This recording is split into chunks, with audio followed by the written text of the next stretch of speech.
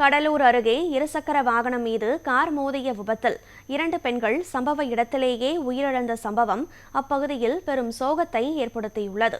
கடலூர் மாவட்டம் பெரிய புரங்கணி கிராமத்தை சேர்ந்த அருள் தனது முந்திரை தோப்பில் அறுவடை பணிக்காக புதுப்பேட்டை அருகே உள்ள உறையூர் பகுதியை சேர்ந்த மல்லிகா மற்றும் ரஞ்சிதம் ஆகியோரை இருசக்கர வாகனத்தில் அழைத்து சென்றபோது கீழக்கொள்ளை பேருந்து நிலையம் அருகே பின்னால் வந்த கார் மோதி விபத்து ஏற்பட்டது. இதில் இருசக்கர வாகனத்தில் சென்ற மல்லிகா மற்றும் ரஞ்சிதம் சம்பவ இடத்திலேயே உயிரிழந்தனர். வாகனத்தை ஓட்டிய அருள் படுகாயமடைந்தார். இந்த விபத்து தொடர்பாக போலீசார் வழக்கு பதிவு செய்து விசாரணை மேற்கொண்டு வருகின்றனர்.